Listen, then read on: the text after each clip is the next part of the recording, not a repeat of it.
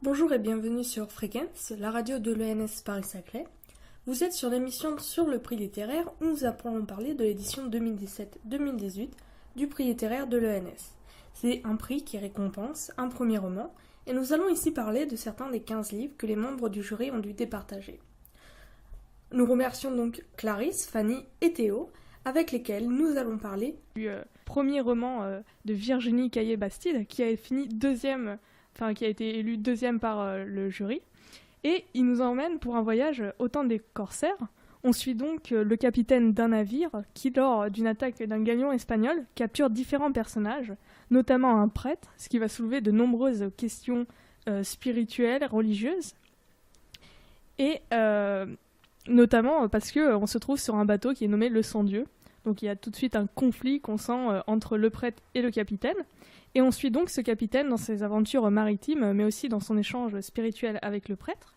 Et donc ce livre a reçu un accueil très positif de la part du jury, en finissant deuxième. Et l'une des grosses particularités de ce roman, qui le démarque de tous les romans qu'on a pu lire, c'est la recherche phénoménale qui a été faite sur le vocabulaire. Donc un travail d'écriture très impressionnant. Je ne sais pas ce que vous en avez pensé.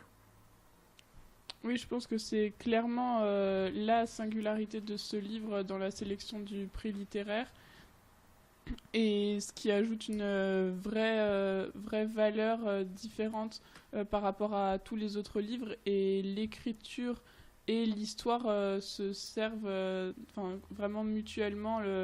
L'écriture n'est pas là juste pour embellir l'histoire, elle apporte vraiment quelque chose au récit. Donc ça, c'était vraiment intéressant d'avoir mené le travail jusqu'à ce point. Oui, parce que précisons-le pour ceux qui n'ont pas lu le livre, en fait, on est totalement immergé à l'époque des corsaires avec le vocabulaire qui est... Tout le vocabulaire, en fait, c'est vraiment... L'origine, en fait, du livre, c'est justement cette autrice qui avait décidé d'utiliser le vocabulaire qu'elle appréciait pour ensuite écrire un livre. Et c'est pour ça qu'elle a choisi finalement cette période de corsaire, pour mettre en œuvre, en fait, ce vocabulaire qu'elle appréciait. L'histoire est intéressante, évidemment, mais ça nous permet juste de pouvoir mettre en pratique un travail littéraire. Après, on avait soulevé le problème que... donc, c'est un livre qui s'appelle Le Sans-Dieu, mais finalement, il n'y avait peut-être pas assez de questionnements religieux.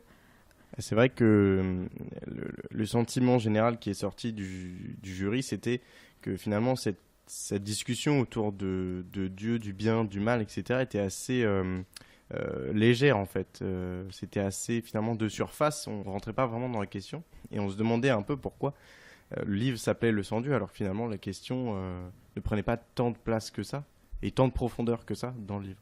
Bah, ça paraissait un petit peu un but qu'elle avait voulu, et c'était pas vraiment son but initial, le but philosophique qu'elle a mis au livre, c'était pas vraiment le but premier du livre et c'était plutôt pour servir l'écriture qu'elle voulait apporter.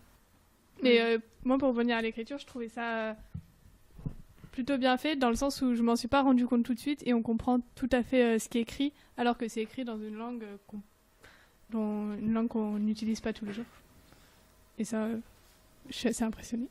Et par rapport aux questions philosophiques aussi, je pense que ça aurait été difficile de traiter vraiment des questions philosophiques aussi profondes juste dans un roman et par la voix de si peu de personnages. Parce qu'en fait, on découvre que le capitaine du bateau, il a eu quand même une histoire très sombre. Et donc, la position qu'il affirme par rapport à la religion, ça aurait été presque contradictoire, en fait, s'il venait à changer d'avis. Et donc, peut-être aussi que...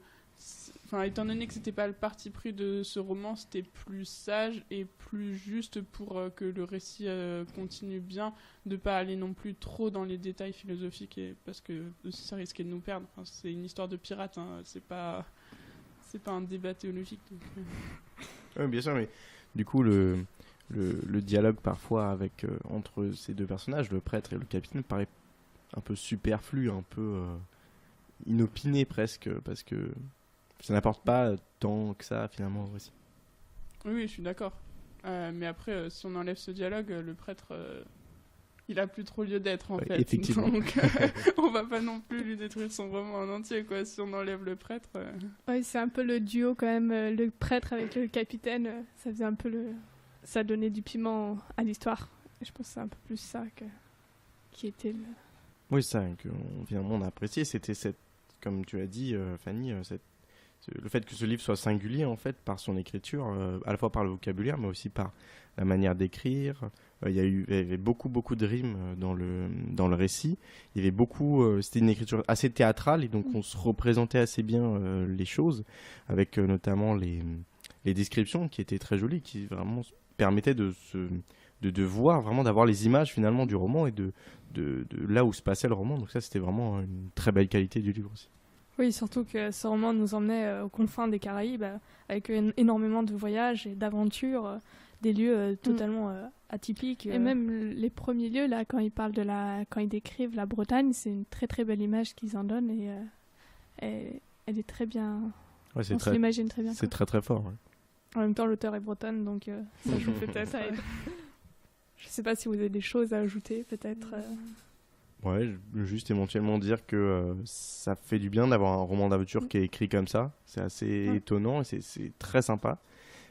C'est un roman qui est quand même assez dynamique et qui n'est pas du tout manichéen. Donc ça faisait plaisir aussi, je trouve. Oui, c'est vrai que c'est un peu un des seuls romans d'aventure de la sélection, et donc c'est vrai que ça change, c'est bien. Ça fait vraiment un roman. Enfin, on s'est posé aussi plusieurs fois la question de ce qu'on cherche à récompenser, et donc c'est vraiment un des livres qui rentrait le mieux dans notre définition du roman. Donc, Ouais, et pour le roman, moi, justement, c'est vraiment un roman d'aventure, et j'ai trouvé que on n'attendait pas la fin, et on avait toujours des surprises à chaque moment de chaque nouvelle scène, en fait, un peu comme un théâtre, et c'était très agréable.